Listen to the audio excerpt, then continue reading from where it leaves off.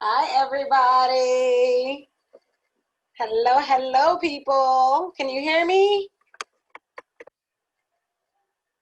Hi. Oh my gosh, it's so nice to see your faces. Hello, Wager. Hey. Oh my gosh, I can't hear you guys. Can somebody say something? Hello. Yay. Okay. Hi. Hello.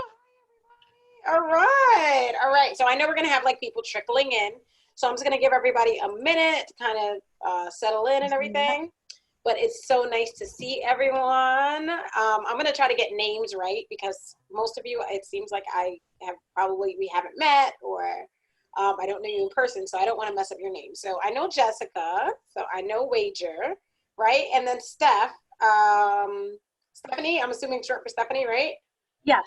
Awesome. And who's your little one? Do you mind sharing who your little one is? Sure. My daughter is Mia. She just turned 7. Awesome. Watts, is that the last name? I'm not trying to I usually like tell students from like first and last name. It's Arsht. Oh, okay, okay. Thank you. All right, awesome. I Yeah. have another meal, I think. Okay, awesome. Nice to meet you. Thank Nice you to so meet you. much. Thank you. Hello. Hello. All right, Mahana, which is, Yes. did I say Hi. that? Yes, Mehana. Gorgeous. Thank you. Goodness. Okay, so Mahana and Kaiko or Yes. Kaiko? Kaiko. Yes, awesome. Hi, how are you today? All right, welcome, welcome everybody. Hello, we have some more families joining us, so we're just kind of getting acquainted with everybody. I totally, if you guys need to take breaks and all the other stuff, that's what I totally understand, especially if you got babies on your lap. It's like around bedtime, so I get it. Hi, I'm just going around and kind of saying hi to people. So Miss Jennifer, how are you? Hi. Hi. Nice to meet you, or have we met before? You too. No, I don't think we've met before. Okay, well, welcome. I'm so glad you're here. Hello, hello. Yeah. And Sussy, am I saying that right? I'm not sure. I know you're muted, so if you're kind of just like chilling and just want to kind of lay in the background, that's fine. It's Susie. Susie, all right. Thank you. Nice to meet you. Hello. Hi. Hi. Hello, hello. Thanks for coming. I'm so glad you're here. Like all day I've been like tired and like trying to work through like so much stuff. But it's like so nice to meet everybody and like see everyone's face. So thank you so much for showing up and coming out. Welcome, welcome. And then Miss Bella, I know we've met before. And Miss Aniel, I know that we've met before. So I know your names and everything. So I don't want to take too much of your time tonight. I will kind of get started. My name, I want to make sure I'm recording because I do want to share this with other people afterwards if they can't make it. I told everybody I would share replay, so I will. Okay, so my name is Miss Iman. Obviously, you probably have seen a few of my videos posted around, so I'm kind of used to like being on camera and teaching online and things like that. I have kind of been in education for about maybe like 15 years regarding like preschool and things like that, and then moved into the elementary ages. I have my master's in school counseling.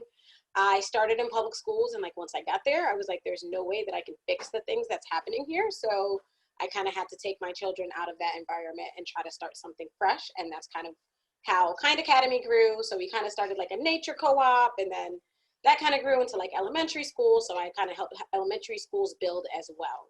So that's kind of what started happening. And then COVID hit. And then after COVID hit, we kind of decided to go the route of virtual programs. So that's kind of where we're at now. So, like I said, my name is Miss Iman. My son is crying back here. So if you don't mind, I'm going to take a brief pause and then I'm going to bounce back, okay? So I'm going to stop my video for a second.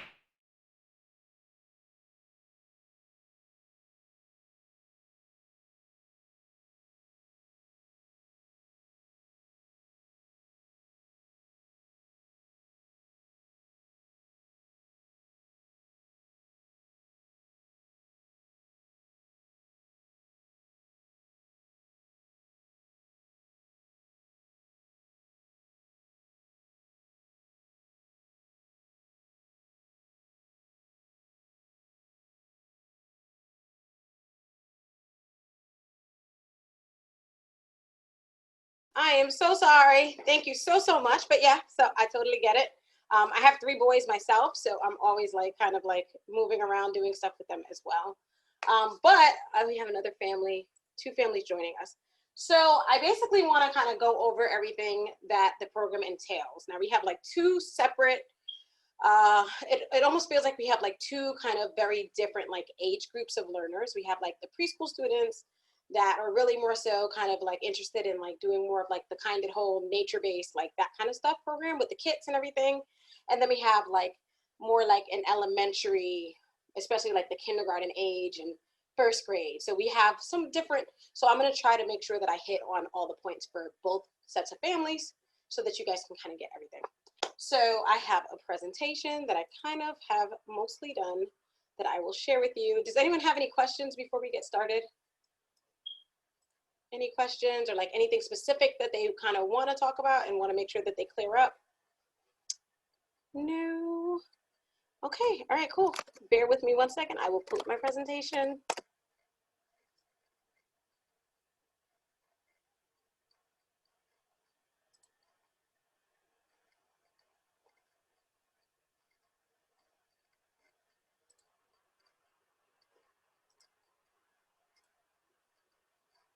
All right, so here we go. All right, so welcome, of course. That's usually the first thing, right? So we have getting started with Kind at Home. So most of you, if not all of you, should have already gotten an email with or a class dojo or something like that. If you have not, please reach out to me directly. That is basically the way, Class Dojo is like the best way to kind of communicate directly with me if you have a question, or on Facebook if you're friends with me, or you can friend me and send me messages through there. Text is fine as well.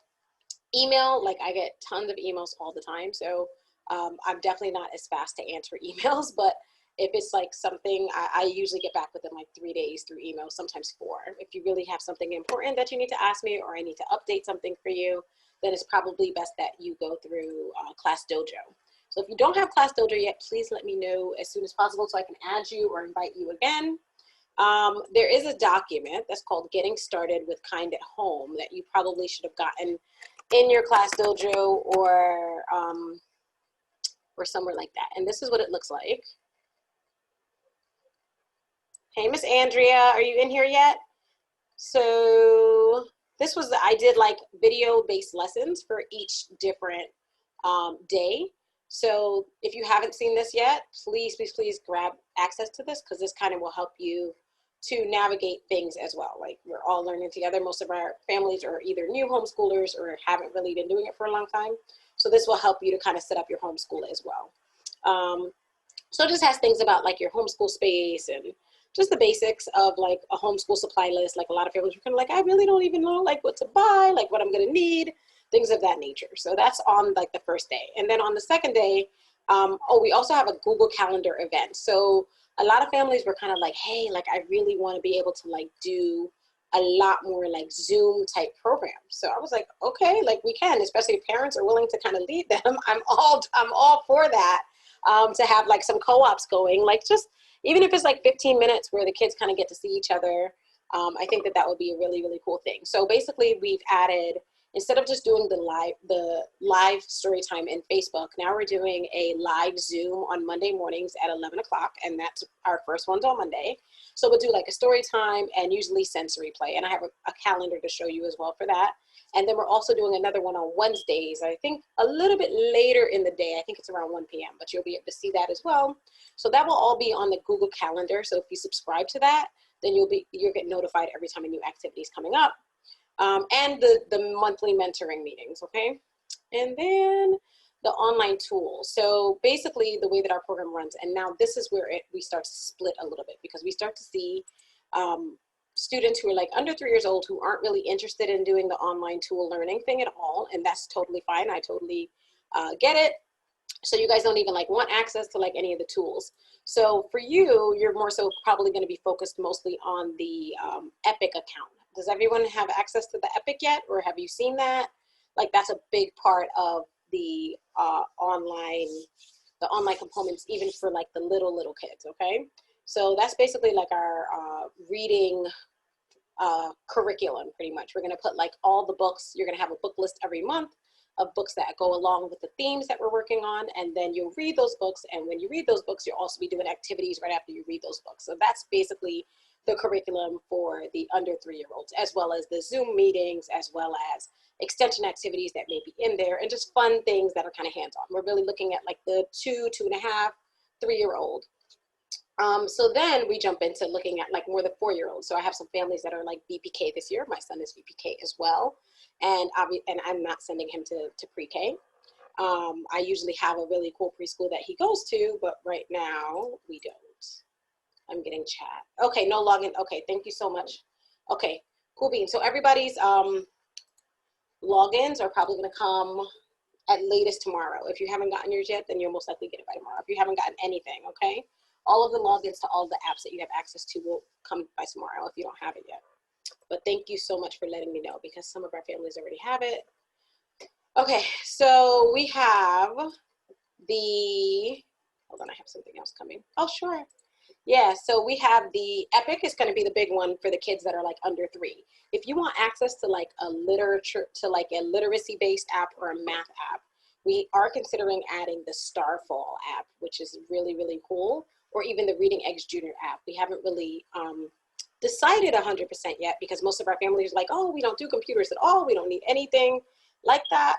While some of our families are like, especially the 4-year-olds and up, it's like, oh, that's okay. We could do a little bit of that per day. And that's fine. Just let me know and I will totally add an online learning app for you. So Jess, I think maybe like with Wager, like I was wondering, like he was on my list and I was like, I don't know what you want. Like, do you want to, you can totally unmute. Like this is, you know how to unmute?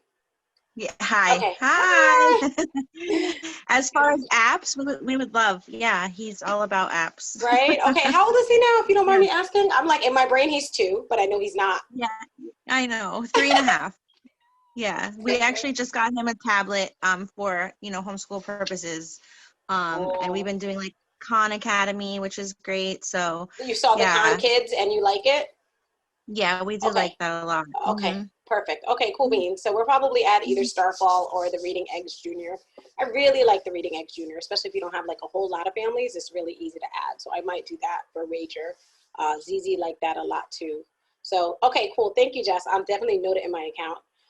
Anyone else with like kids that are like 3, like I didn't automatically add apps to you just because I wasn't like 100% positive if you wanted them. But if you do, just reach out to me and I'll add your students to some of the apps that will be a little bit more age appropriate for them too, okay? Okay, so that kind of covers my preschool students and the curriculum for them. So let me jump into my elementary. Okay, cool. All right, so this is what I'm gonna do. I'm gonna start taking notes over here because I have some families that are asking specifically for the apps. And if anything, you can always message me on Dojo too.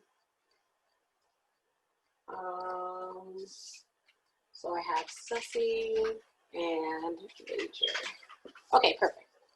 All right, thank you so much. All right, so that's pretty much the curriculum for the preschool, like for online tools at least. And then we start getting, like I said, into like the early elementary. So when we start looking at the early elementary students, we start kind of looking at this, especially if your student is a homeschooler now.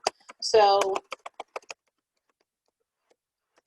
as a homeschooler, especially if you've done your letter of intent with Broward County and you're kind of like a registered homeschooler, now you're gonna have access to all right, let's take a look.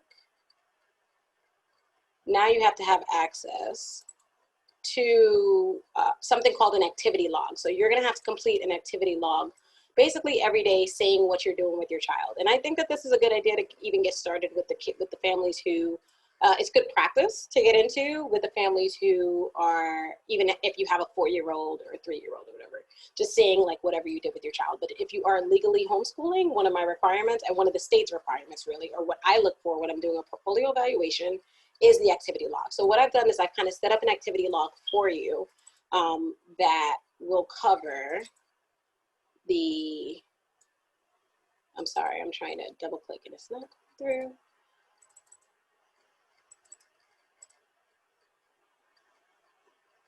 That will cover that stuff. It's just not popping up.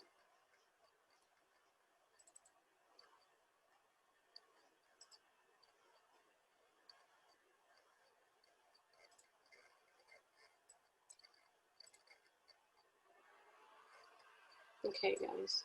So it's an activity log. So what that means is that every day you're pretty much going to write down what your child has accomplished. And usually it's within like the fields of, or the subject of math, reading, social studies, or science. Language arts for preschool, you're probably looking at like a creative arts, things of that nature. Hold on, let me see if I have. Okay, there we go. Okay, so this is basically going to be like your resource file. So this is like everything kind of to get started with homeschooling altogether. I kind of just like every time I complete something, I kind of put it in here. So as you can see, this first day of kind thing is going to be in here. So you're going to have access to all these folders if you don't already have access. So you can print this out and you can do like the little cute first day if you don't already have a copy. This is like a little checklist, especially for students who are older. You can fill that out. The homeschool supply list is in here. The getting started with kind is in here. The how to homeschool workbook is here. And then let me show you the editable lesson plan template. So to fill out this template, you are going to make a copy of it. That's the only way that you can fill it out is by making a copy of it, right? You're going to be kind of like make a copy because I don't think you don't have editing powers of this. So you're just going to go to File and then go to Make a Copy. And then once you make a copy, it's yours and you can fill it out each week and you have it for yourself each week, okay? So that makes sense, everybody? I see like everyone kind of shaking their head, so I think that that kind of is pretty clear. Okay, like, yeah, okay, cool. All right, good. And then what I did was I created like different levels. So for example, we have like the students who are a little bit younger.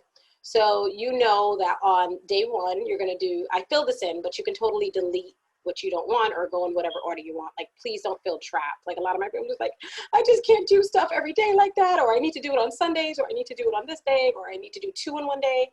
Please don't feel trapped in my boxes at all. Like I just put that there for kind of an idea of what it's gonna look like. So like on the Kind at Home, that's basically the nature-based curriculum that you guys, most of you have. You do, the first day is gonna be sensory rice, people counters, and colorful cups. Then you're gonna read a book that kind of talks about like people, because we're doing all about me. And then it just goes down the list of the different activities that you have every day. For the older students, for like the 4 and 5-year-olds, so my students who are in PPK, or you want to, or your child is maybe somewhat advanced, or you don't mind doing this kind of stuff, or they're really excited about this kind of stuff, you can start working on some more skills, and you have access to the online apps. And those were the ones where I'm kind of telling you, like, you could do like 10 minutes to 15 minutes in language arts. That would be on like the reading eggs. For literacy, you'd be reading a book. For math, you would be doing like 10 to 15 minutes of math, and some hands-on math activity. The sensory rice and people counters is already kind of like a math, but it gives you everything that you could do throughout the day. So I made it a checklist. And the reason I did that is because you can go down that list and say, these are the things I completed. So now that you've completed those things, that's basically considered your activity log. Am I talking too fast? Like, am I going too fast? Does this make sense to everybody? You can give me a thumbs up. You can chat me if I'm like I talk really fast. I know Andrea's like, are you gonna slow down? Can you see it, Miss Francisca, Miss Pagan? Is it okay? Okay, you're making like so many faces. I'm like, I'm not sure. All right, you guys tell me if this is like over, like, you know, I talk really fast sometimes, and I get a lot for it, but I also want to make sure you understand what I'm saying. All right, so that is kind of like for my, so I kind of separated out for my pre-K 4 and my 5-year-olds, okay? They also have access to journal prompts. So journaling is a really cool thing for them to start doing, like even super, super young, even at 3 years old. And when I say journal prompts for a 3-year-old, I really just mean like just drawing in there and just kind of like making coloring things in those little composition books. They're like $1 or whatever right now.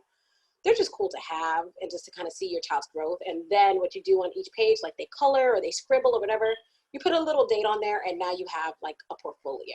You're dating like everything as you go along, right? So same thing for the bigger kids. So once you start getting into like that 4 or 5 and they start like tracing, or they start like actually like telling stories with their pictures, you can have them tell you what they drew on the picture, and then you can kind of write that out.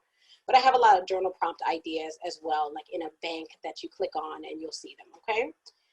For my older students, I know I have like, I think Miss Flourish, her name is not Miss Flourish, but Miss Bella has an older child.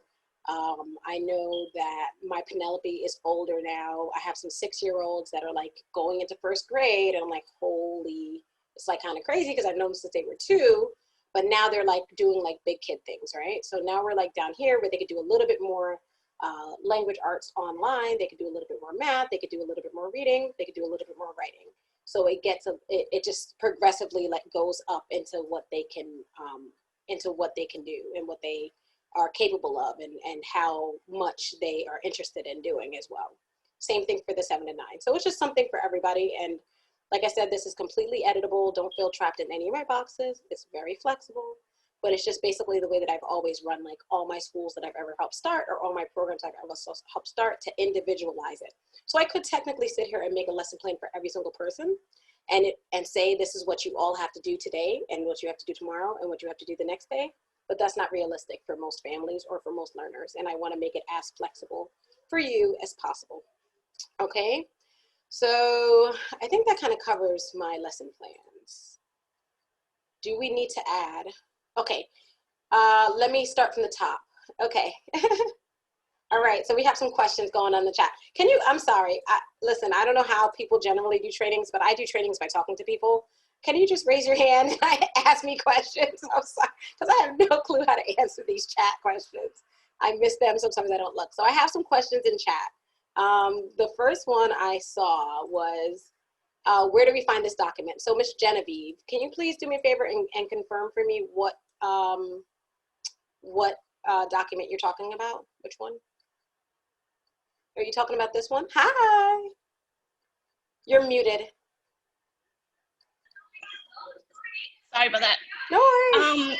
Hi. The document that you're going over now with the lesson plans? Okay, I didn't know if we had passed it. I didn't know if we passed something. So this is going to be in your, so everybody's going to have access to basically these Google Drive folders. This is like our whole school is on here. So everything is in here. This is called the parent resource folder. So This is what you haven't sent out yet? So for some families have gotten it, some may have not. But if you haven't gotten it, then you'll have everything by tomorrow. You'll have logins, you'll have links, you'll have access if you haven't gotten it yet. Some of our families have, some. Mommy, it looks like I'm wearing purple. But yeah, so you kind of you'll have access to all these links. Okay, so this is the next thing I kind of want to show you that I'm like super proud of. So. But let me see if I can open it so that you can really see it. I have one quick question. Oh, I'm so sorry. I pulled out a chat, huh? Who else had a question? Go ahead, Miss Shaw. Hi. So you said it. Like your hands match your shirt. Go ahead. With the schedule, you were saying like, because I'm dealing with, my son's in a kindergarten right now, and okay. I'm trying on this program because I think it will be a better fit for him. And right now there's this like laundry list of things we need to complete each day, and we're just like really struggling with that because everything's a battle. But how do you get the things done to show some progress? Like I get that.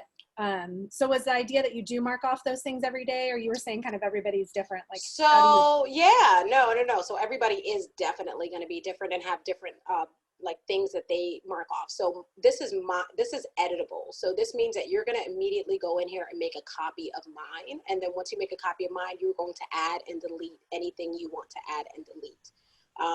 If you say that you want to do, for example, like the Zoom meeting with us on Monday morning, you could just type that into your Monday morning. You could even print it out completely and write if you're a writing type person, and then check it off if you want, or just write it in and, you know, this is how I show that I completed things. Does that make sense, Ms. Shaw?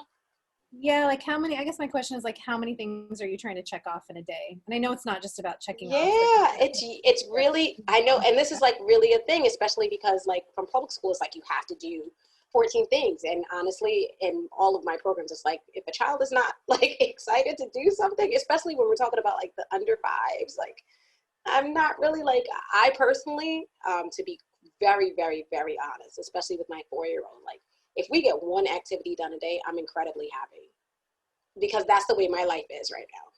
You know what I mean? And that's just what it is. Like, I don't like, so it's really up to you how you want to do it. Like you can really be somewhat like flexible and say, you know, like I just want to get one thing done. You could be more and say, hey, I want to have a, like when school starts up, like I would love to get like a book read and one like sensory or one of the kind at home activities, as well as maybe 10 minutes on math, seeds, or reading eggs, like when we get back into the full swing of actual school.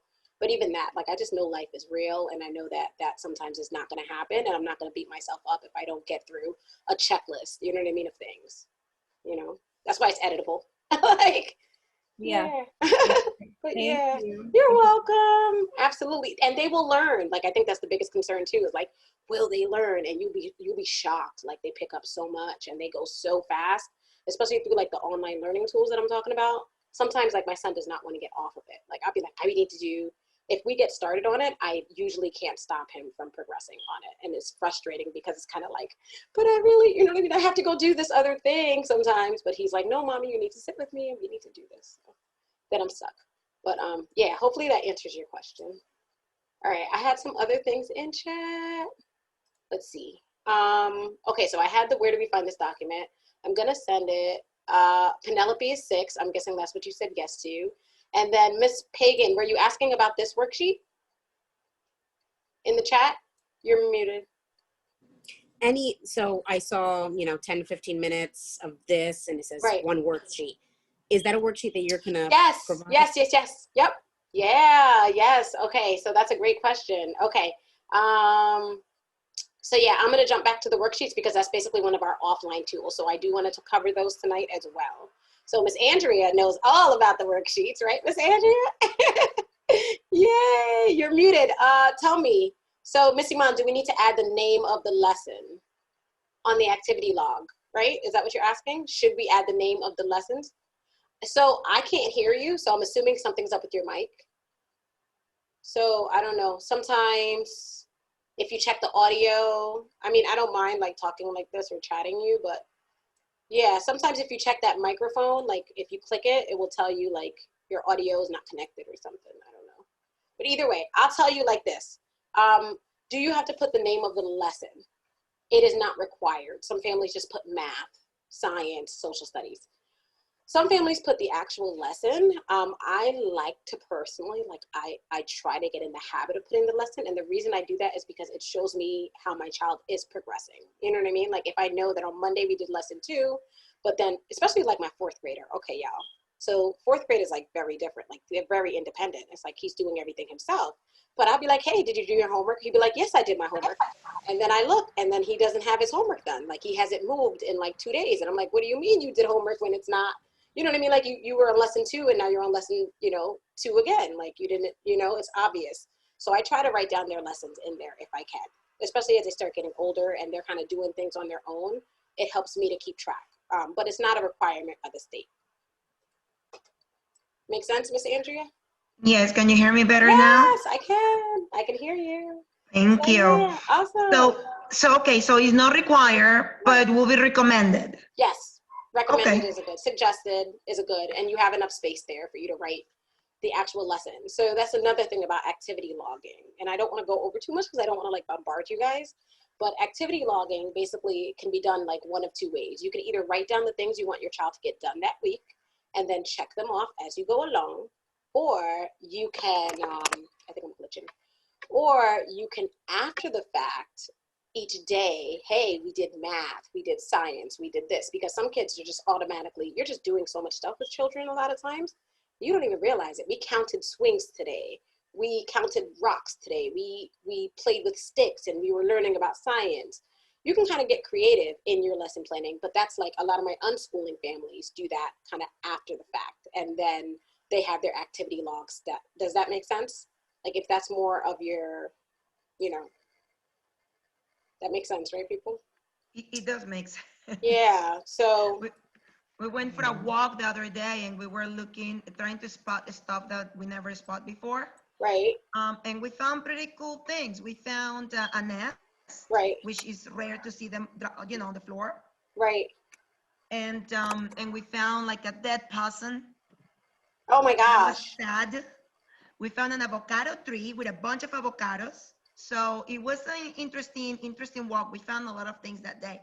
And then my son just took something that he wanted to learn about and we just started doing research.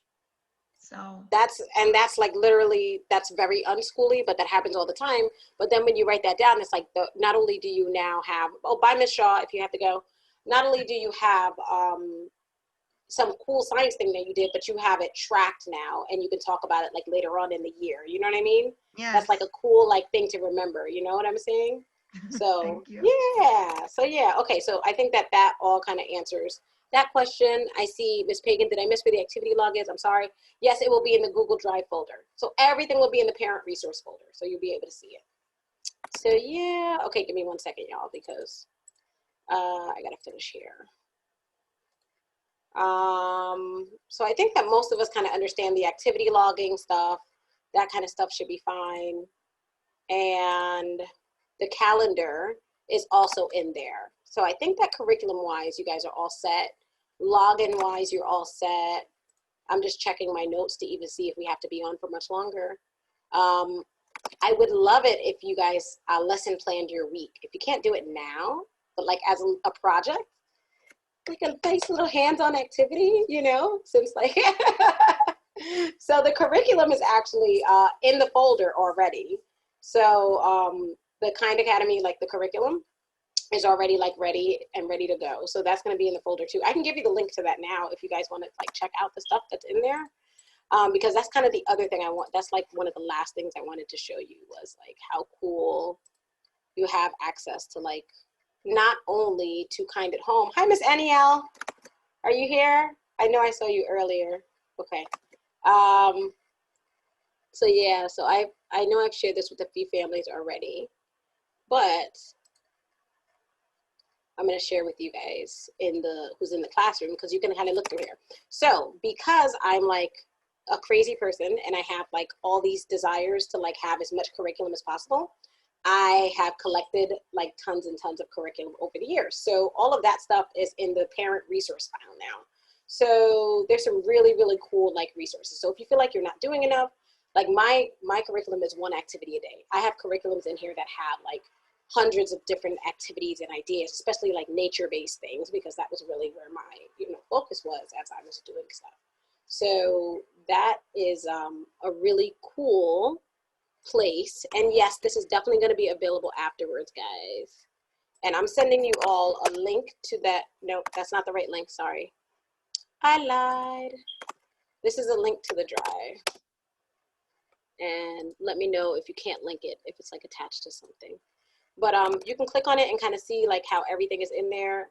It just gives you access to like a ton of things, right?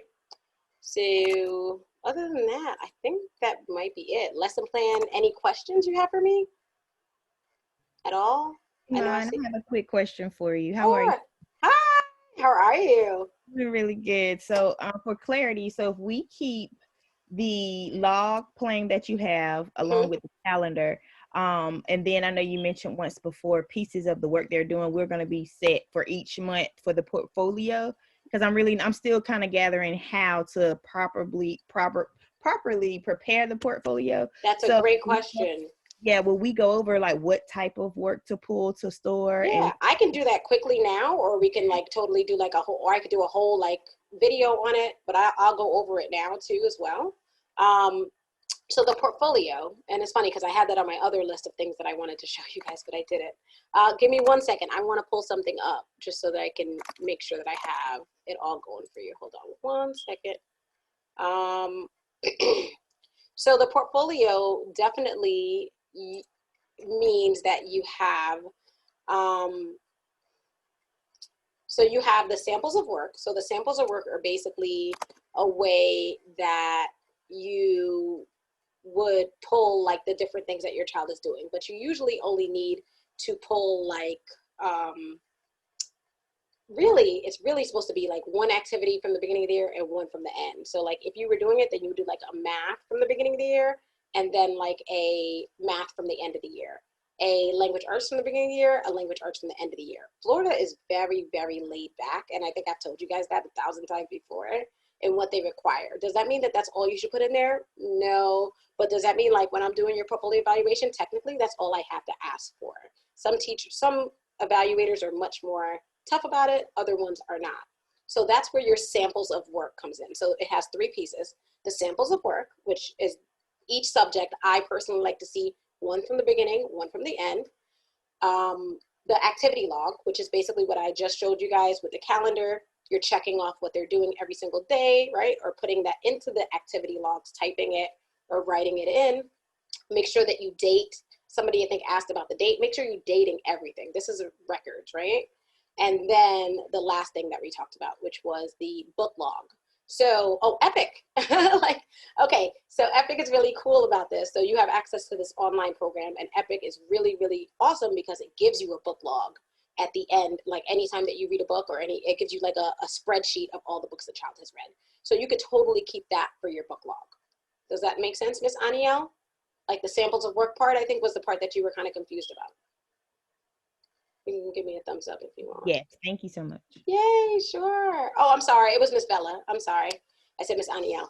All right. Did anyone else have any questions? I'm about to upgrade my Zoom because it's telling me that I'm running out of time, but I will totally upgrade and answer questions. I upgrade it all the time, and then I'm like, I hate Zoom. I literally like get so mad at it all the time. It like doesn't do what I want it to do, and then I'm shutting it off. But go ahead, Miss Pagan, right? That's how you say your last name? All right, perfect. Yep. How can I help? Oh, you're muted. Sorry. Can you do a video to show what a portfolio looks like? Yeah, that's totally fine. Yep. I'm like, because mine is like, I'm the worst like keeper of my portfolio. I'm gonna be really, like, I'm really tough on my parents, but I'm really, really like. And you say that you evaluate them? Yes. Okay. So as, hold on one second. So because you're a homeschooler, you have to, because I think you did your intent, right? No? No, I haven't done. That's another question, the letter of intent. Oh, intent. so you want to do it. Right. Where do I find that?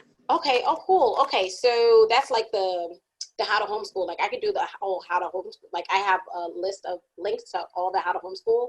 And there's also an ebook in the thing, but I can tell you all about it as well. I probably won't do it during this call, only because it's just like it's a thing in itself. But we could stay after if you want, or I can speak to you more about like just totally setting up your homeschool from the bottom to the top.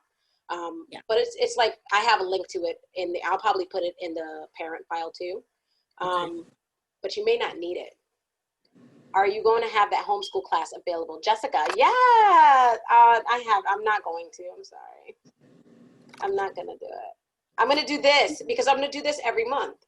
So you want it so you can be here every month, right? And this will help, and you can ask me like specific questions. Yeah, I just figured, I knew you were doing it, and I know that Pagan was having a question, so I figured that would be beneficial for her as well. Right. You know what? Yeah. Maybe what I'll do is I'll do another one. Like if you want to, like we can set up a date and I can do one. If you guys give me 1 second, hold on. Because I literally have 1 minute. Hold on. Let me see if I can do this in 1 minute. Bear with me, guys. I usually have my credit card on here, so I think that it'll let me. Come on. If I get cut off, you can just pop back on.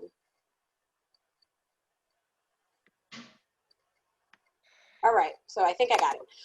Okay, perfect. All right, so I can answer all the questions now. Like I could totally even stay on longer if you want me to like do a little how to homeschool, like the exact like setting up it legally.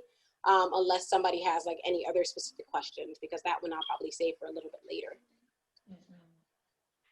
Any other like questions like about Kind at Home? Curriculum should be out by tomorrow. If you haven't gotten a copy or an email yet, please make sure that I have the right email.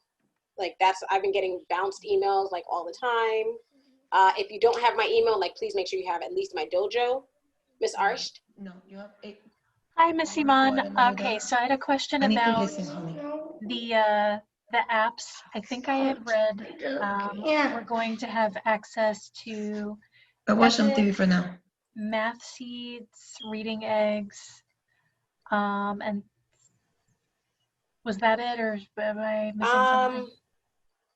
This is for elementary. So yes, so if you're signed up for the elementary and you're getting like the Kind curriculum and all the apps, then you'll have access to Math Seeds, Reading Eggs, Reading Express, as well as Epic, which is going to be like your reading for enjoyment, and then all of the offline learning tools as well as science, which is Generation Genius, which is most likely not going to come until a little bit later, just because I want you to get acquainted with the core stuff, and then we'll move into probably, I think September 15th, we'll open up the science app. Okay. Yeah. And the Starfall app, is that just for preschool? That's generally for preschool age children. Okay. It's a very it's very basic.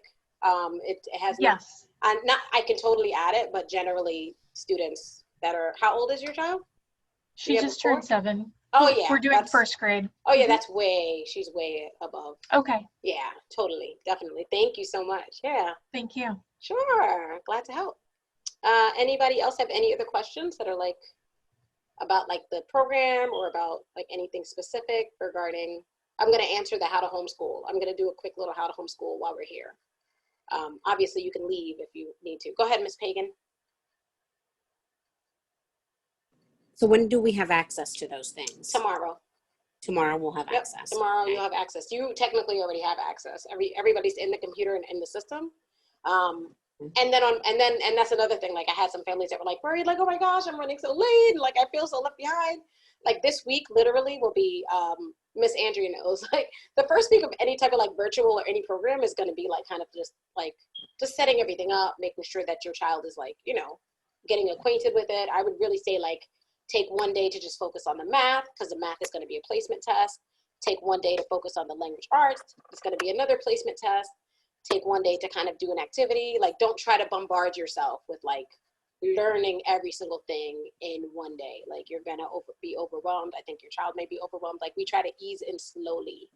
So, logins are gonna be coming tomorrow. Okay. And then I had one more question.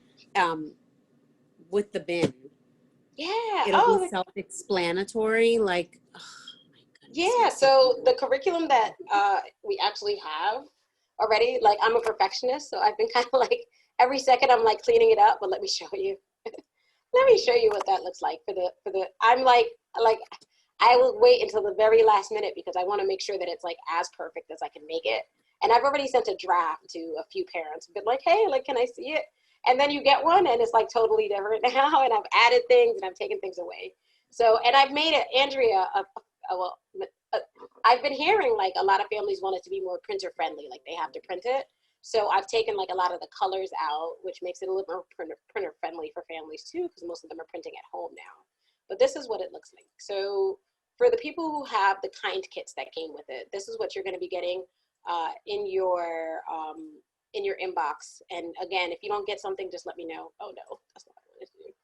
If you don't get something, just let me know. So this is the kind curriculum. This is what goes with your kind kits. And then for families who didn't get a kind kit and they just want to do this, they just want to purchase supplies on their own, you get access to this as well. And this kind of tells you everything you need, right? So that's obviously the first page. This is kind of like directions on how to use it. Welcome. These are the themes for the month. So basically, and this is how I tell people to do the kind kits, right? You're going to pull each week. I tell people on Sundays, like once you get this curriculum tomorrow, you're going to want to pull what you need for the week, the week before you start. I mean, the day before you start at least, and usually on a day off. So this will tell you like the first day you're going to be doing the sensory rights and people counters, right? And let me see if I can show you something else. This is the other thing that I said that I was kind of really happy about because it helps to kind of be able to see things broken down for every day for the kind curriculum. So you could either use the actual kit to figure it out, or you can use the calendar. Like for families who've kind of been in my program for a while, most of them kind of know like what the ideas are like for the different activities. They don't really have to read the curriculum guide, but if you haven't, then you can. Does that make sense, guys? For my people who are getting a kind kit or have a question about the kind kit, that's kind of how it works. Like you'll get this in your inbox and then you'll pull the 3 or 5 activities that you need for the week. You'll print out what you need for the week, and then you'll get started with the activities for the week. So these are all the activities for 5 days. So those are the directions. I think I had a family specifically ask, like, are we getting directions? So those are going to be the directions for the kit. right, Ms. Pagan? Does that make sense? Yes? Oh, you're muted again. Yeah, and that's coming tomorrow? So that'll be there tomorrow. It's done now, but I feel like I want to add stuff to it, so it's not with you yet. I'm sorry. This is for the whole month. So another family was like, "Are we going to get it earlier next month?"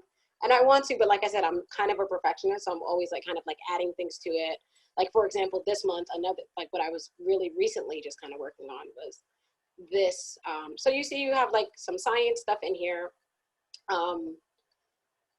So you have printables, right? So some of the printables are like a little bit more intensive and like just time to create them, as well as I know that you're gonna have to print them out. So I would really probably look in the beginning of the month and see if maybe you can gather your printables. But like this is something you're gonna wanna print, laminate, and cut. So, but it will help your child. Like this is like rubble number counting. So you're gonna put your number in the square, and then the child, like you'll collect stones or you'll use the stones from the kit, and then you'll place them onto the truck, like on a tray. So it's like kind of a Montessori activity. And then you're working on the counting scales. And obviously you can use this if you laminate it and you really prepare with it, you can use it at any time, right? You don't have to just use it during construction theme. It's an activity that you have access to now. So yeah, so those are the kind of little things that I like try to add when I'm like, but now you have it for a month. So you're ahead a month. Right, Kaiko? He's clapping for me. He likes the trucks? I'm like, awesome. Yay. All over it. I'm like, he's clapping. Woohoo. Awesome. Okay, any other questions or anything else before I jump into the How to Homeschool? And you do not have to stay on for the How to Homeschool training, especially if you've seen it, because I've done it like a bunch of times. Most of my families have seen it before, but I'll jump into the How to Homeschool training too. I jumped on late. Is this recorded? Where is it going to be afterwards? Hold on. Let me make sure. It was being recorded at least 20 minutes ago. Okay. But it's not. Oh, it is. It says it is. So yeah. So where should we find it afterward? Oh, that's a great question. So I think it's going to be in our Google Drive, in the parent resource. If it's not there, then it'll probably be in class. I'll probably put it a few different places. You can always message me for just direct link if you really want it, if you want to see it right away. But I'll probably put a link to it in Class Dojo. Or do you have Dojo? Does everybody have access to Dojo pretty much now? Yeah, good. Awesome. Will we find a Dojo access in our emails, or is that something? You should have got an email. I think I didn't see that you were connected, Miss Bella. Okay, perfect. So I'm actually going to try to connect you now, if that's okay. Can you private message me your phone number, please? Yes, thank you. Awesome, sure. Yeah, because I don't want to get off and then forget. I think you were one of the families that I remember not seeing here. And I really like Dojo. I didn't go over Dojo with you guys really much, but Dojo is really cool because it could be your portfolio too, like your online portfolio. And that's a really, like, some people do like Facebook, like I've done Facebook portfolios, but this is really cool too because it can maintain your samples of work. You could just take pictures of your samples of work, y'all. Like samples of work doesn't even have to be paper. It could be all electronic, and some families just do all electronic portfolios completely. So yeah, that's another thing.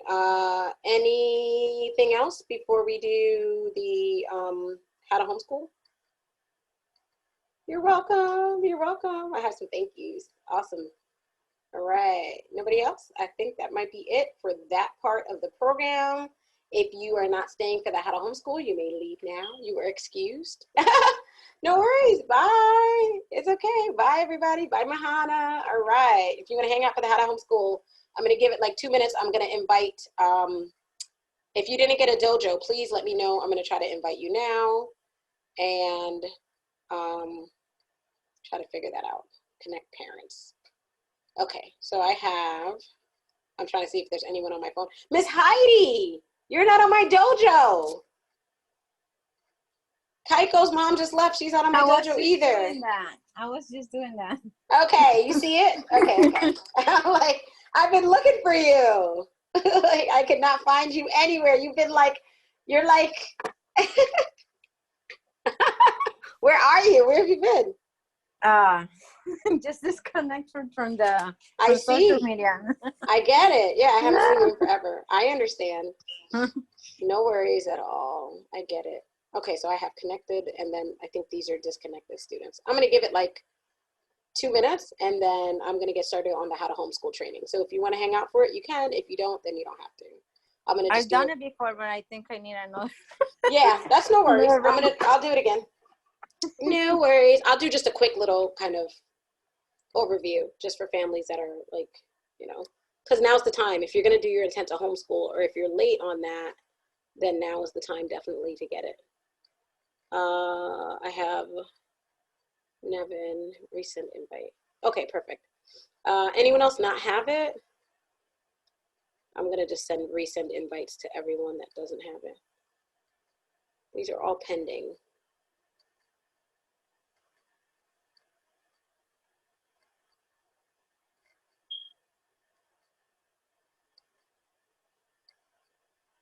Hey, Miss Andrea. How are things going? How are those worksheets coming along? You knew I was going to ask you. You're muted. Yeah. No, I'm still working on it. I just need to work on the math workbook, and then we're done. Yay! Awesome.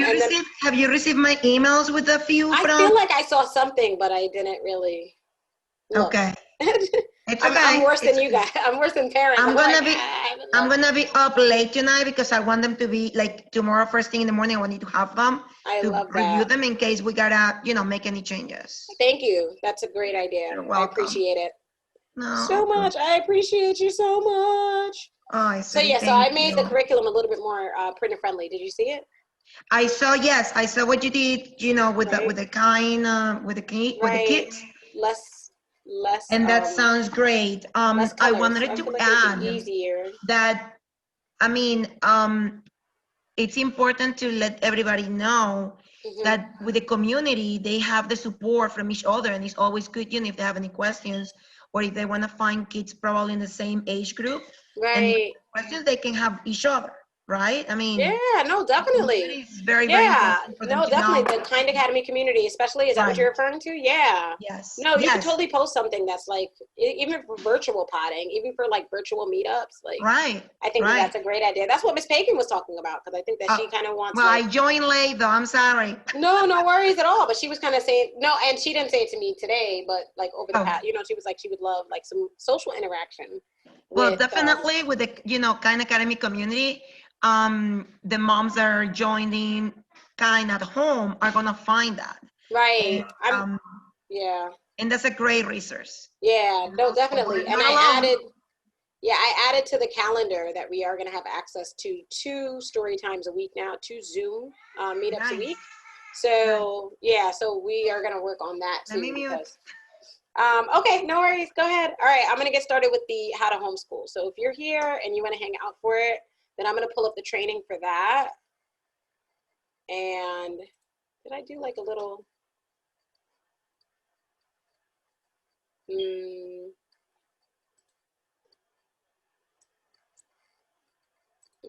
me see what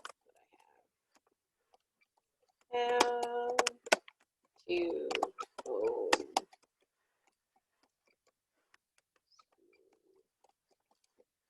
All right, let's see. What do I have? Anything in here? Oh, I think I started it and then I was like, not doing it. Okay, so I think I just have the ebook. Okay, which would be in my parent resource file. All right, I'm gonna find the how to homeschool document. So I think most of us have access to that how to homeschool ebook. If you don't, then that's included in your Kind at Home as well. And you have the How to Homeschool book. I'm going to send the link in the chat as well, so you can click on that link and just download it yourself, and then you'll have access to that too.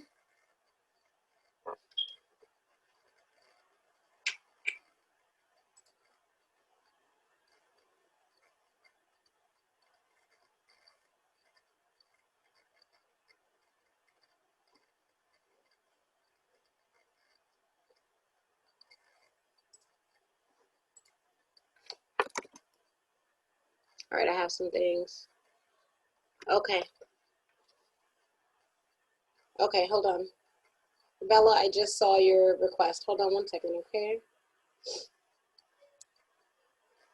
Invite additional and 954. Your kits went out today, Miss Bella, this morning. So hopefully they're there by Monday.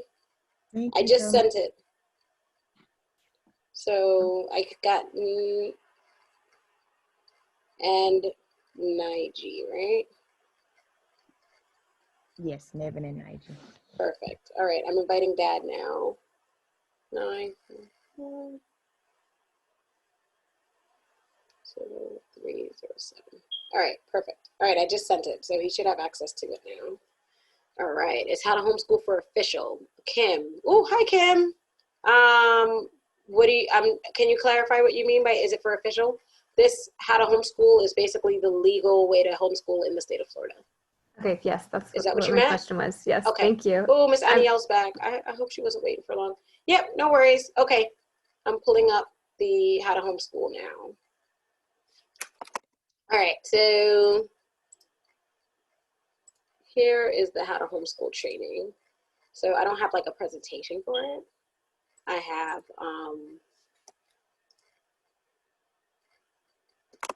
the ebook. So did I send it to you yet? No? Okay, no worries. Good night. Yeah, have a great night, Miss Bella. Thank you so much for coming. All right, here we go. So there's the document. So if you want to pull it up, if you want to read along, I am going to share my screen as well, but I'm just going to basically go through each section with you, okay? So let me make that a little bit smaller because it's huge. And then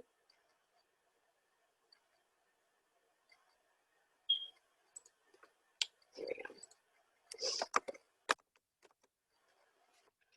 All right, so here is the How to Homeschool. This is basically the workshop that I generally do with families every year. We've been doing it for about 3 or 4 years now, and it's usually very helpful for families just to kind of figure out homeschooling, the rules and laws, curriculum and planning, and portfolios and evaluations, right? So this kind of just goes over who I am. So I'm not going to read this.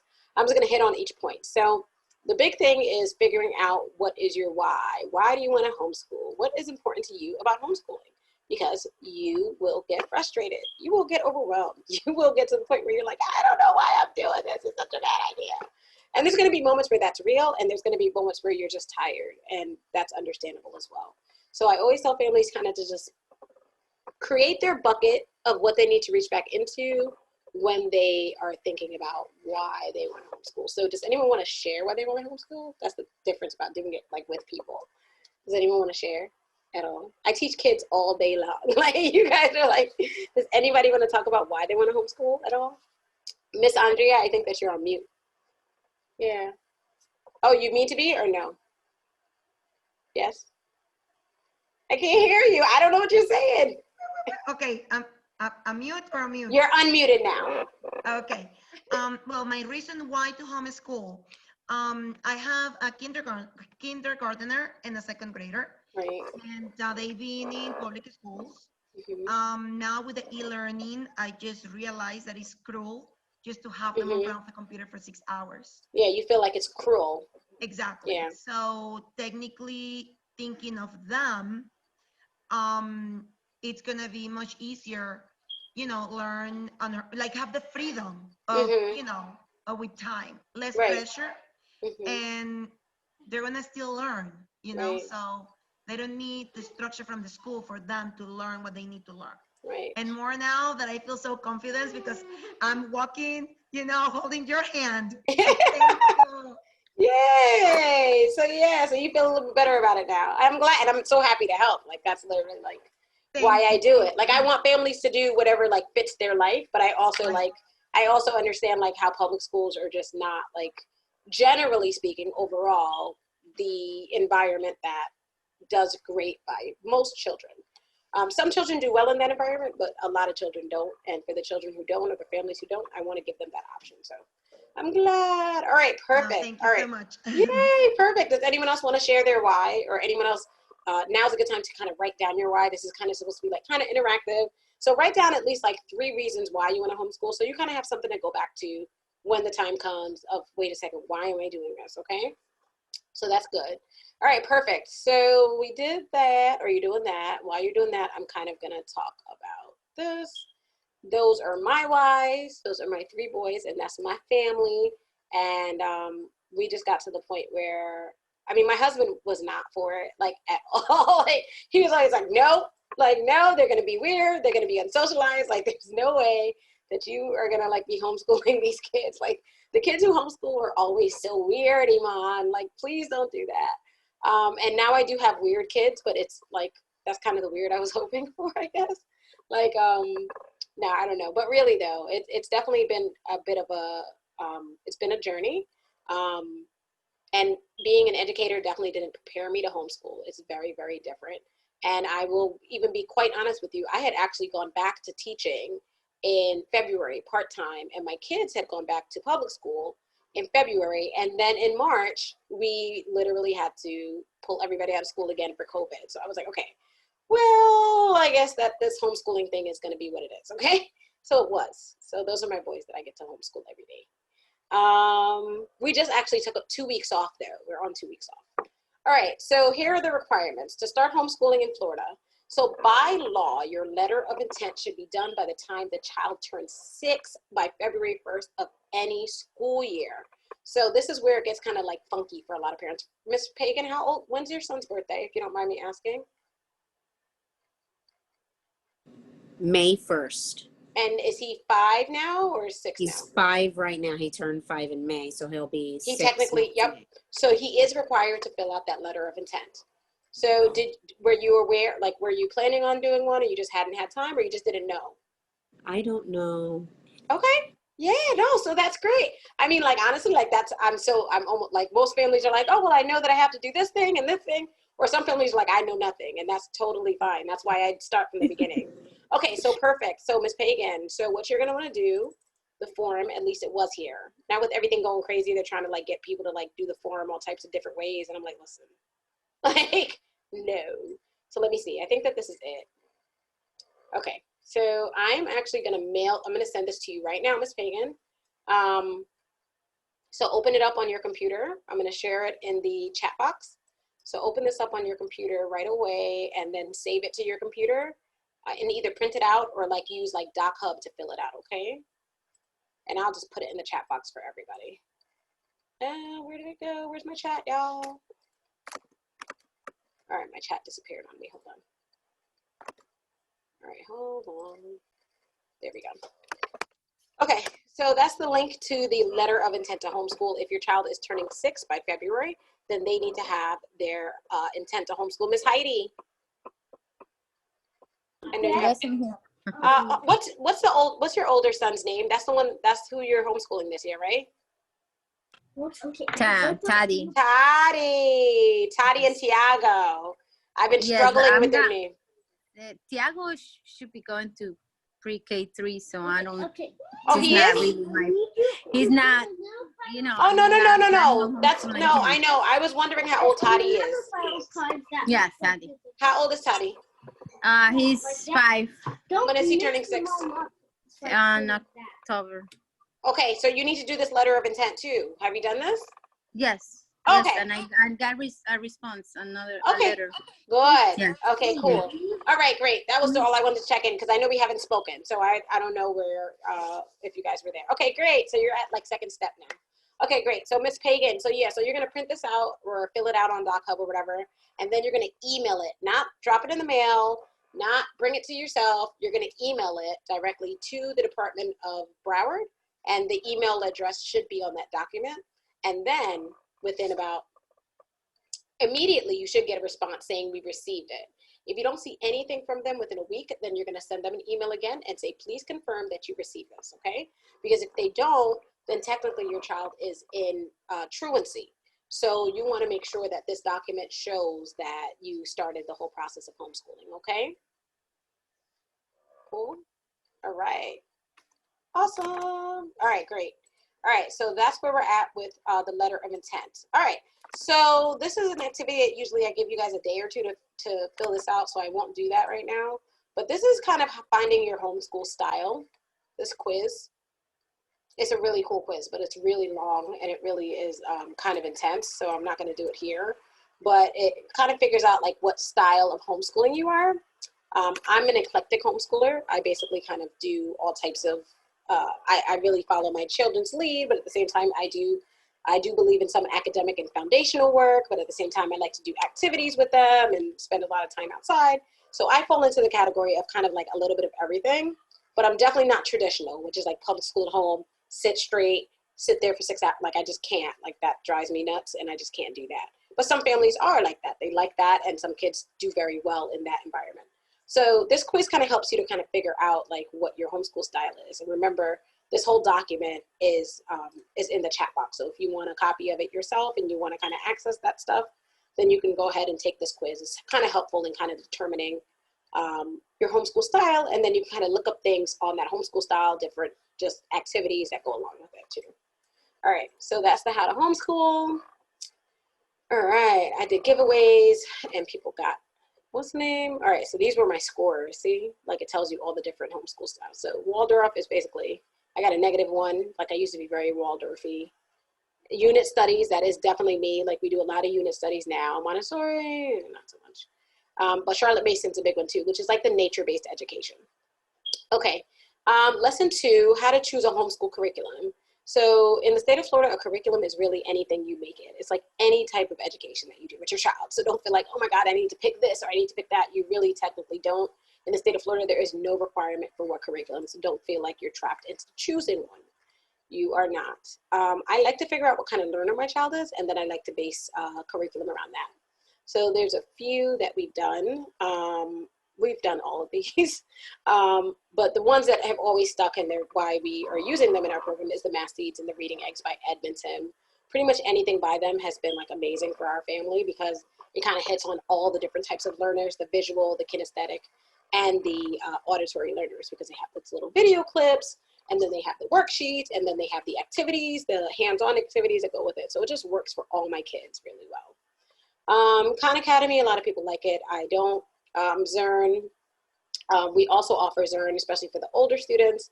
Like if you're a 3rd grader or even some 2nd graders might feel like Math Seeds is a little bit too cheesy for them, like still cartoony. So then we move them on to Zearn. A Year Playing Skillfully was one of my favorites when they were younger. I got a lot of ideas and inspiration from them. Blossom and Root, a lot of families have been talking about that. We also have access to the 2 to 4-year-old, the 4 to 5-year-old program is in the resource files right now. Exploring Nature with Children is in the resource files. That's another one of my favorites if you want to do like nature-based education, like more so of that. That's a really cool program that I've used a few years in a row. All right, so all of that, like I said, is included in that. Some workbooks. Again, you really won't need workbooks if you're in the kind of home program, but some ones, like for example, like Handwriting Without Tears is just like one that a lot of families like to just have to practice handwriting. It's like 5 minutes a day and it just comes really super highly recommended. We have like a generic version of Handwriting Without Tears in the parent resource file as well in the writing section. So that's a lot of fun too. Spectrum workbooks come highly rated. Hooked on Phonics was what I taught my 4-year-old to read with. I'm not really proud of myself for teaching my 4-year-old how to read anymore.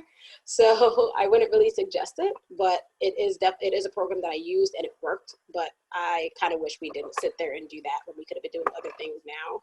My other son kind of learned how to read on his own and with just like reading eggs and just having fun. So I kind of forced my 4-year-old how to read and he didn't really like it, and I still feel like there's a little bit of pushback on reading now that he's 9, but I learned. So and so did he. So Matthew C is a great like hands-on, like if your child is like Montessori or coming from a Montessori school, this is generally what I suggest for very, very, very hands-on learners. My kids hated hands-on learning like this because it slowed them down. They were very mental. They like to do mental math.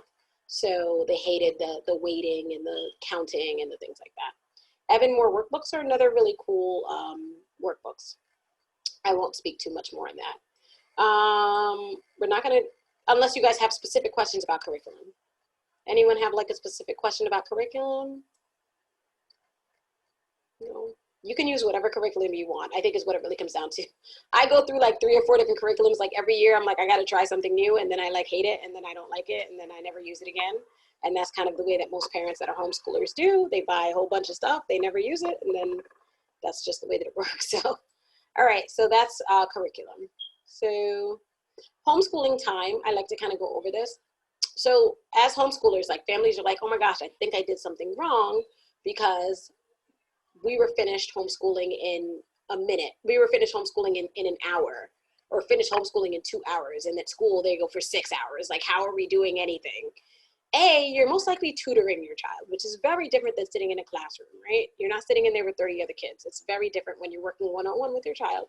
So it does go by a lot faster. So don't stress about that. But really, these are kind of like the average numbers that most homeschoolers follow. 30 minutes in kindergarten, broken up into several 5-minute sessions. And I would say about the same for pre-kindergarten or somewhere around there. Even 30 minutes to like 45 minutes in kindergarten. 1 to 2 hours in grades 1 to 6, 2 hours or more in 7 to 12. And you can do like 4 hours in like 7 to 12, depending on the child. But you can get a lot of education done in this time. Usually by about 4th grade, they're really doing the work themselves and coming back to you and saying, hey, I completed this. Kindergarten, you are spending that time with them. 1st grade, you're still spending that time with them.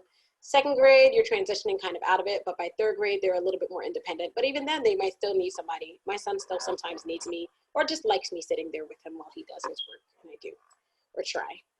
So yeah, so that kind of comes down to how much time.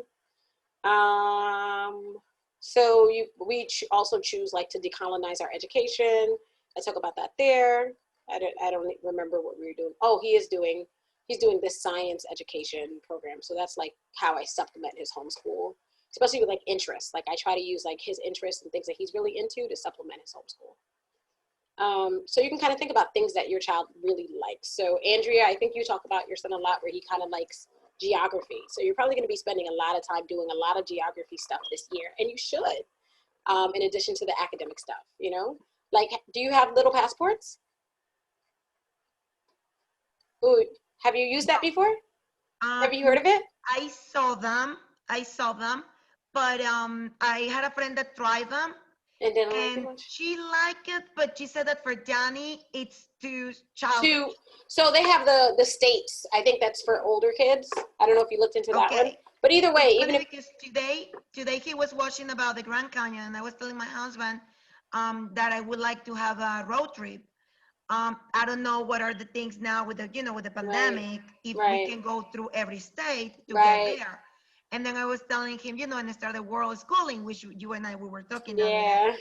And Danny comes to me with his eyes light up, telling me, that means that I'm gonna get to travel the world and learn. Yes. World schooling is awesome. That's gonna be on the checklist. Yeah. So big geography. So Evan Moore has a lot of good books about it. And I'm like trying to think about anything else that like goes really well with geography. But like cooking around the world is like really cool too. Like cooking, like recipes. There is also another kid, that is doing cooking around the world, something like that.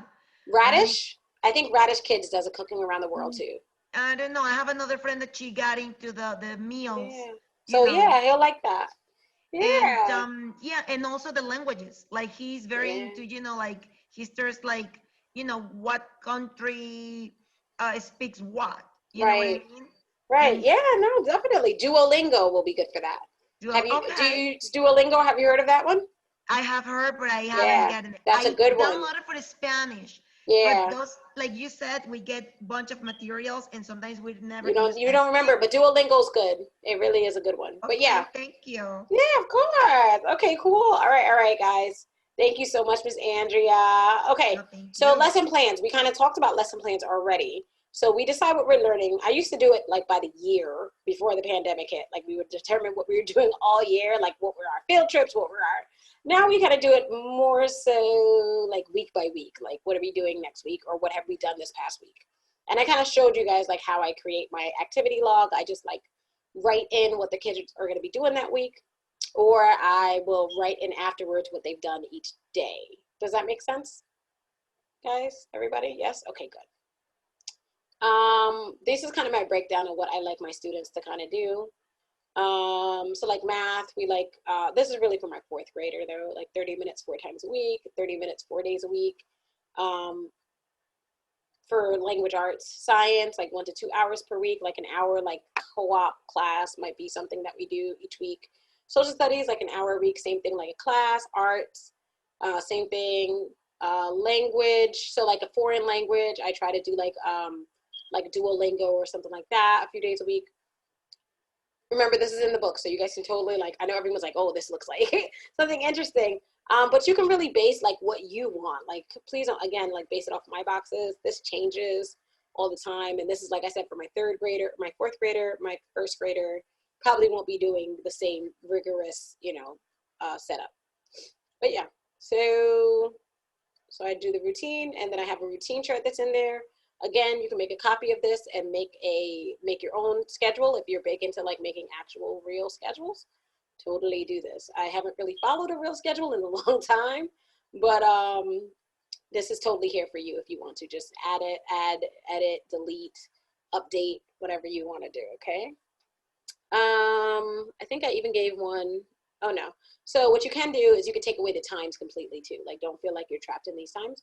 You could just delete the times if you want, you know, and just make it more like a checkbox type thing. Like, these are the things I want to accomplish this week or today, right? All right, I think that's it on this stuff. Okay, so keeping our homeschool portfolio. So, so Miss Pagan, right? So this year you will be like keeping it an actual portfolio. Same thing, Miss Andrea. Same thing, Miss Heidi. I think everybody pretty much here is going to be keeping portfolios. So this is where we start talking about it.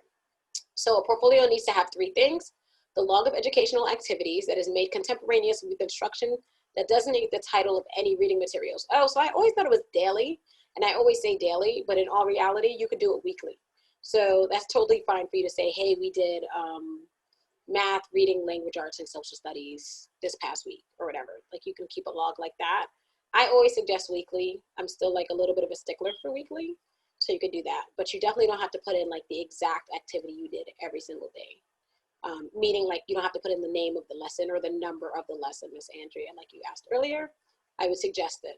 I like seeing strong activity logs, and not just for me, just because they do have the power and the right to say, hey, we want to see your activity log, and they give you 15 days. Legally, the state, or the county, I mean, can ask for your portfolio, and they give you 2 weeks for you to combine it and figure it out.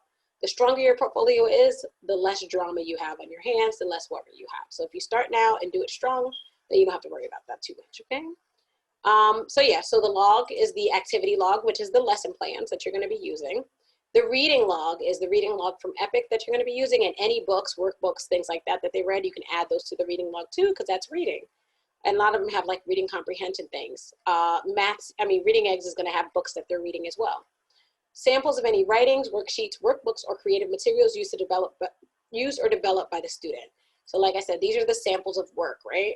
So they don't really specify like what you need. As an evaluator, I always ask for 2 from math and 2 from reading, just because that's just, and when I say 2, I mean 1 from the beginning of the year, 1 from the end of the year in math, 1 from the beginning of the year in reading, 1 from the end of the year in reading. That's just the way that I do it. But even that is like not really. They just want to see something from the beginning of the year, something from the end of the year, same subject. Okay, so that kind of covers that. Log of educational activities. See, I say it here.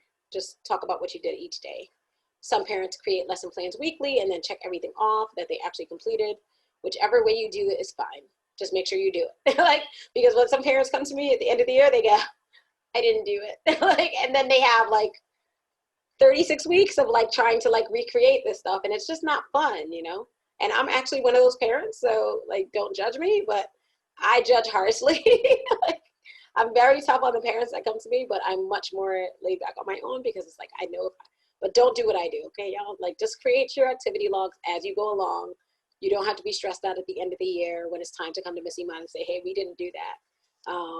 But yeah, because I will say, hey, I can't like sign my name on the document, you know what I mean? Because that's what it is I have to put my certification number on that document saying this child has progressed. So I can't say that if I don't see this. So that's why I'm specific about asking for it now.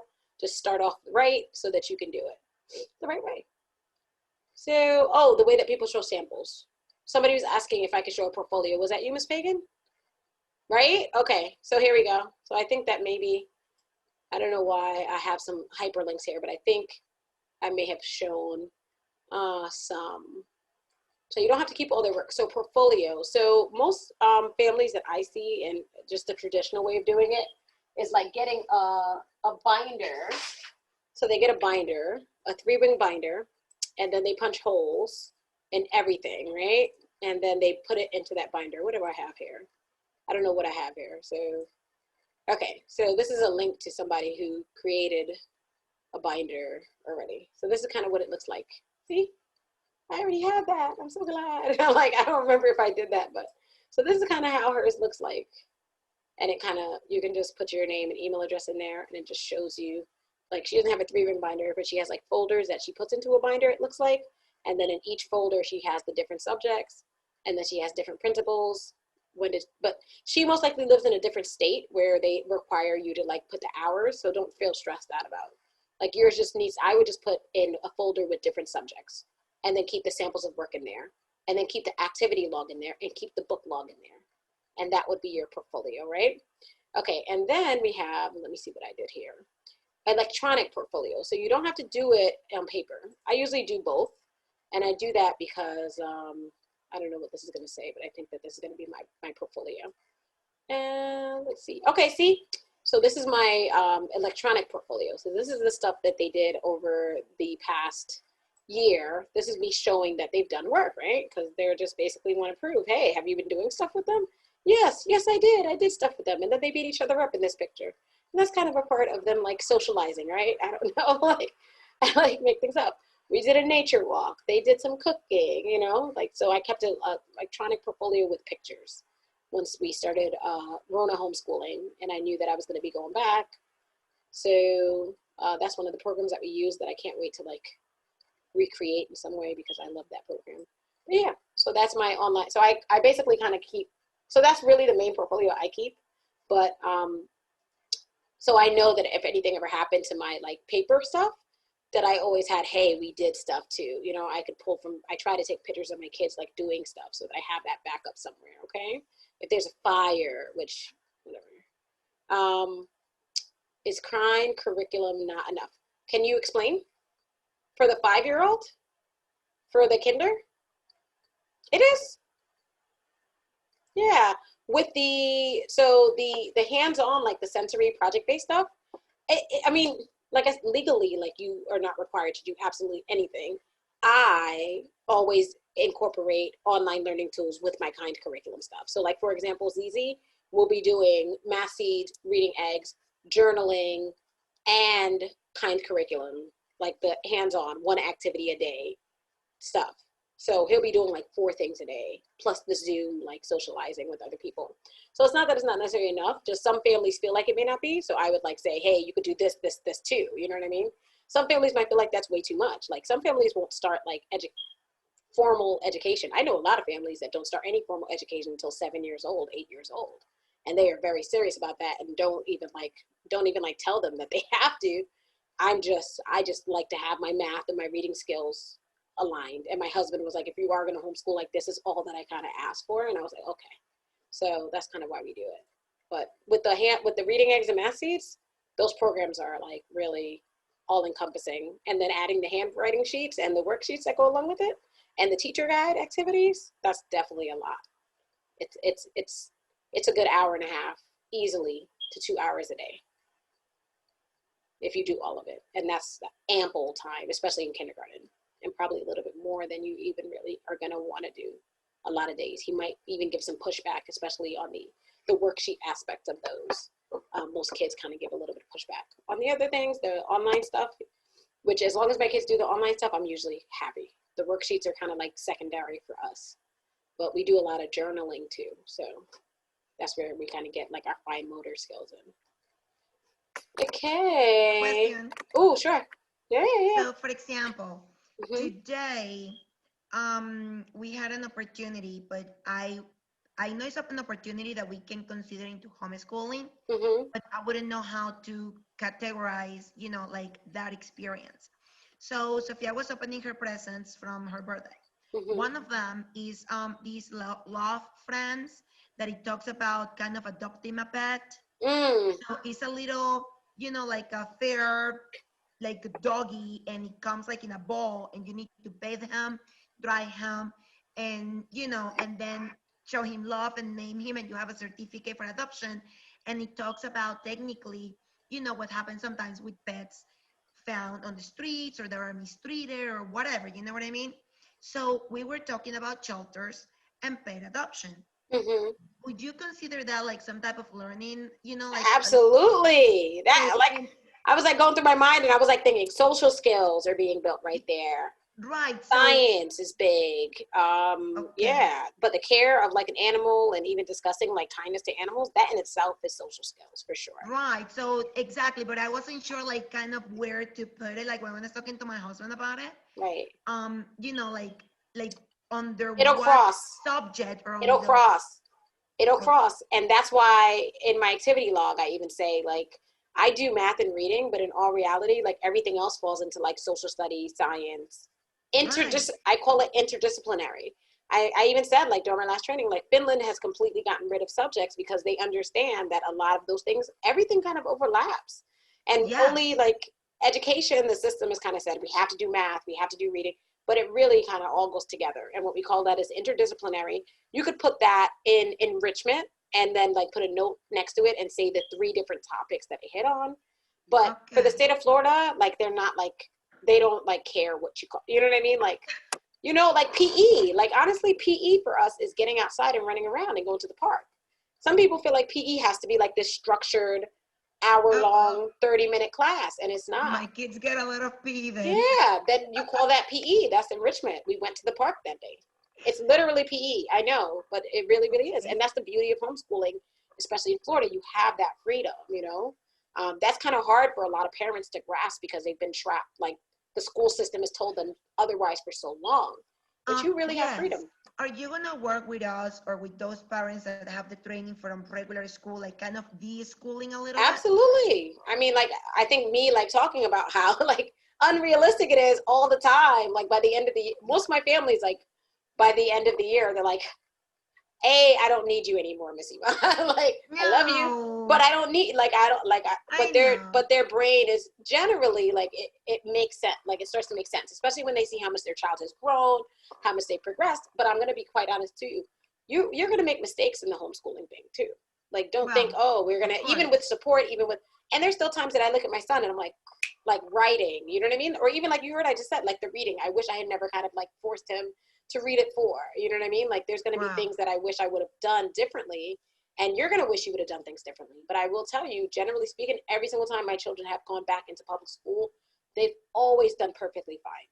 And I've transitioned back a few times. I've always been like, we're going to try this again just to see. And they're always at least one grade level ahead, or they're like way smart, you know what I mean? Or they're just doing very, very well. They can transition like that. So it hasn't really been, so it's not really, so we'll make the mistakes, but they generally do fine, you know? And I would say like just having, like I have had a family come to me and like their family wasn't doing any reading comprehension.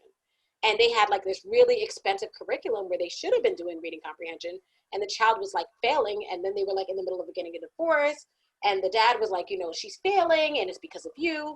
And I was like, you know, like, that's why it's good to have somebody kind of at least like talking to you through subjects, because that stuff is important. And if you're not doing that and you don't have somebody to talk to about like what you're doing, then you can be missing a big part of it. And it's not like she can catch up, but to go through the whole year without doing it at all, like it's good to talk about like what you are doing and try to get some feedback on it from somebody. But like, for example, for us, like for the new ones, you know, like me and probably, you know, like a few more here in the group. How do we know if we're making mistakes if we don't know what we're doing? Well, I mean, that's the whole point of like this, like, and having these talks, and like that's why I want to do these monthly mentoring sessions, because and even now, like I have an idea about what I want to come and kind of train you guys, like talk to you guys about, but really it's really more like an open floor to like what you're struggling with the most, or what you're, and also they're progressing. And that's why I'm like, I can look at their, you know, reading eggs and see, hey, like how much have they, you know what I mean? Are they doing the work? Are they getting through it? Because I know it's such a, to me, a strong program that I know that if something is missing, you know what I mean? Or if they, And you're going to also be observing your child and saying, hey, like I noticed that Danny isn't doing this, or he is doing that, or I'm not. You really, like, your instinct is usually very on point with your children. You know what I mean? It's when it comes to education. So kind of trust yourself, and you can always come and ask and talk about it. But generally speaking, like most parents, and that's why like homeschool kids do better than kids like in school. I know you've heard that, and it's absolutely true because you know your child. And usually in a classroom with 20 other kids, they don't really have time to really, really, really individualize. Like we have discussed before, Right. the school system is like a factory. Right, it in is. reality, so It has to be. not worth it. But like I got the into the reading eggs today a little bit for Danny to feel it. Surrounded? Yeah. What are you thinking? But he actually was telling me that, mommy, this is too easy. Oh, Mommy, this is too easy. It's he like, did the test. We did the test, but we did it for reading eggs, Oh. not reading eggs express. Okay, so I reset it to kind of do it again. Okay. For math, he got into his level. And he feels like math is too easy still? No, math, he actually got it, like he got in on the map 121, whatever. Oh, perfect. Yeah, Okay, good. and that's pretty much second His grade level. already. Yep. Exactly. So he's fine with that. Good. And then for the reading, we need to do it again, but it was busy, like with Sophia. Oh, yeah. And that's why I say, like, do it one day at a time. Yes. Do the math on one day. I told him that. On another. But if he's so excited, but you can always reset it, or you can have me reset it. Like if I run your program, then you will take care of that. Yeah, Definitely. absolutely. Yep. But see, see how you knew like what it was? You already know, like that's why you started saying. But I think he was busy, and because you know what it is, like follow your gut. I told him, and I actually gave him the chance. It's like, Danny, you want to do this in your room with the headphones? He wanted to do it next to me, and he's like, okay. Right. I kind of was impressed because it was very loud at some point with Sophia. Right. And he even was still answering the right answers. So it's like, wow. Yeah, I love that program. Like, I really can't speak highly enough about that program in general. It's very I've seen it work for so many kids. It seems he liked it. Yeah, it's just like when he was doing the reading eggs part. Yeah, so he just got placed too easy. Yeah. Exactly. So it's like, you know what? Just take it easy. It happens. Yep. Next time. Yeah. Take it again. We have to cover. Is there anything else that we need to? No, I think that's it. So I showed you guys a portfolio. Hold on one second. Let me show you guys one more thing, just to kind of end the training. You guys have access to the book, so you can totally read it whenever you want. But this is basically saying the evaluation. That's what I'm going to do at the end of the year. We really don't have to start thinking about that now. These are just the different forms of evaluations you can have. Like you can have a psychologist do your evaluation. You can have a teacher. Most homeschool families have a teacher. You can also take a state test. You can also take a county test. There's just a lot of ways you can basically evaluate your child. Most families have a teacher evaluate the portfolio, right? And then the last thing that I always like to cover is the thing I didn't know when I started. But if you move out of state or if you go back to school, you have to do a letter of termination of homeschooling, which was like, why? What do I got to tell you? But if you move out of county even, like say you go to West Palm Beach, like some of our families move to Palm Beach County or to Miami, you have to do a letter of termination and then do a letter of enrollment in those other counties. So some families don't, I didn't know that. Like nobody told me. And I was like, wait a second, what? And now when you do that letter of termination, say you even stopped right now. So if you put in your letter of termination and then you stop within 3 months and go back to school, for example, Miss Andrea, like if the schools open up and you want to go back, you got to do a letter of termination and you have to do a portfolio evaluation at the same time now. They changed the law so that you have to do the evaluation when you're re-enrolling or whenever you're leaving, basically to show them that you did stuff. Okay, but I think that's it, y'all. That is absolutely it. Is there anything else that anybody had any questions for me? I feel like I went over a lot, but definitely let me know if you have specific questions. Ms. Pagan, how are you feeling? I know that was a lot of information, and especially you got a little bit of everything. So you can digest it tonight. If you have questions tomorrow, feel free to call me and check in. If you need help with like setting up your lesson plan for the week, let me know. Okay, but that's what I would suggest you guys all do tomorrow is sit down and set up your lesson plan for the week. Don't overdo it. Try to do like 1 or 2 things a day, at least for this week. Onboard yourself. Don't feel like I need to hit on everything. This isn't virtual school. This isn't I know you feel like, oh my gosh, we're kind of behind. There's like, oh, so many friends are online with their first day of school signs. I don't care about them. By October, you are going to be tired and ready to stop anyway and take breaks. And that's the way that it happens. So don't feel like you have to rush into this and get everything done right away. Ease into it, figure it out. You'll be fine. Yes, Miss Andrea. So for example, for the lesson plan that, you know, we should be working tomorrow for the week, it's going to be based on the themes from, you know, like the ones that you're sending, like all about me and stuff like that, the things that the kids should be learning or that we consider they should be learning. Yeah, so what I would suggest for this week is to do the All About Me. So the calendar is in the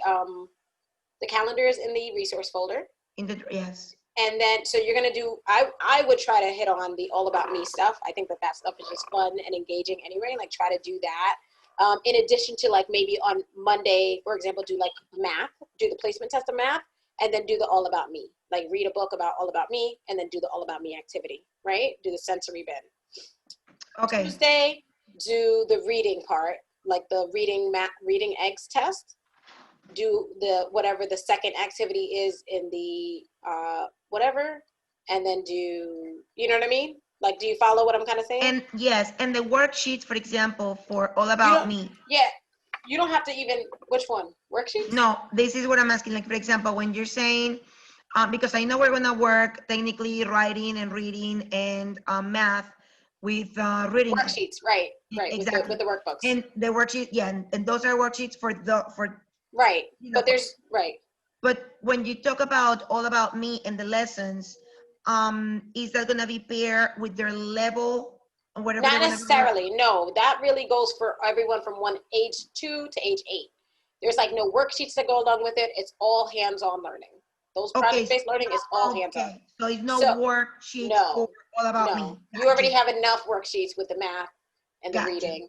But if you want to pull more things, and if you feel like, hey, like I want to like line things up, then Pinterest is excellent. Teachers pay teachers. You can look up All About Me, look up free printables, 2nd grade, and print them out.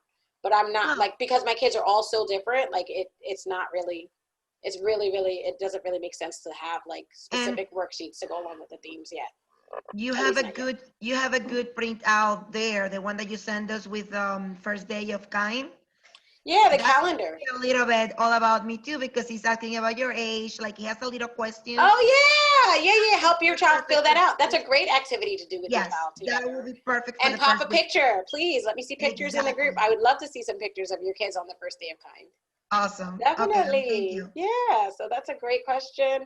I have some, definitely Genevieve, thank you so much for hanging out. All right, I'm gonna say my goodbyes now. I hope you all kind of got some stuff out of that. I know it was a lot. Don't hesitate to message me or call me. Like I'm kind of at your service, being in our service right now. So don't hesitate to call me or contact me if you have questions. If you're just feeling confused, contact me, okay? Don't feel confused and by yourself either. You know what I mean? Like, or overwhelmed or anything. Like if you feel confused, let me know so we can break down that confusion and figure it out, okay? All right, I think that's it, y'all. Thank you so much. Bye, Miss I'll be calling you. Oh, Taddy, hey, Taddy. Bye, Miss Pagan. It's nice seeing you. Bye, Miss Andrea. Bye, Miss Genevieve. Bye, Miss Aniel. Miss Aniel, I'm guessing I'm going to see you tomorrow, Miss Aniel, because I saw, oh my goodness, look at his hair. She loves your hair. I haven't seen them in so long. I'm so sad. Yeah, I've been in the summer we were doing like this book. Oh, that's a good one. It's first grade level. I love that book. That book is in my that's on my list of books that I suggest for families. Comprehensive curriculum, right? Yes. Yep. Those are the ones. So I don't know how many pages, but I would make him do like 4 of math or 4 of spelling. That's fine. If he's fine with it, like don't feel like whatever I say to you, if your child is fine with it, do that. You know what I mean? Like if they're not fighting you and they're not crying about it and they're not completely frustrated with it, then that's fine. There's some kids that are gifted or advanced and just like to write and it works, you know? So this will be like worksheets, right? Yeah, those are the This worksheets. will kind of. Yeah, those and then are worksheets. Samples of educational activities is something else, like. So samples of work would be the workbook.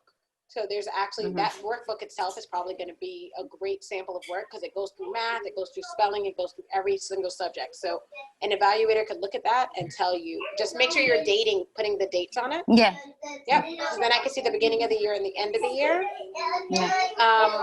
So yeah, that works. The activity log, the lesson plans, they want to see the activity log. So that's an actual like lesson plan. Like what did they do each day? You know? So even though that kind of like the samples of work kind of, but they want like a printout of like lesson plans, like specific, hey, what did you do every day of the week? You know what I mean? Because I know it's not just the workbook. I'm sure that they ran around and played. I'm sure that they went to a jump place. I'm sure that they did something else that kind of, you know what I mean? They cooked dinner with mom, or they helped clean up and now that's home ec. I don't know. Like you kind of like are creative. So so all of that counts as yeah. All right. Yeah, all of that is homeschooling, especially at home. Okay. Like, so yeah, well, they have their morning routine, their morning chores they gotta do, and yeah. Okay. Yeah. Got it. Thanks. So, yeah, of course. Yeah. All right, you're welcome. All right. I know I keep saying goodbye and I don't really like mean it, but I mean it this time, y'all. Thank you so much for coming. I'm glad that you got something out of that conversation. Please let me know if you need any help setting up your lesson plan tomorrow. I'm willing to jump on again if we have to, just to write it all out. Okay? All right. Thank you. Just let me know. All right. Yeah, I'm off all day tomorrow, so I'm just going to be sending out curriculum and stuff like that. All right. Thank you, guys. Bye, Miss Andrea. Bye, Sophia. Happy birthday. Bye, Miss Francis. Bye, Miss Pagan. Bye, Heidi. Bye, Genevieve. Bye, Miss Aniel. Have a great day, guys. Bye.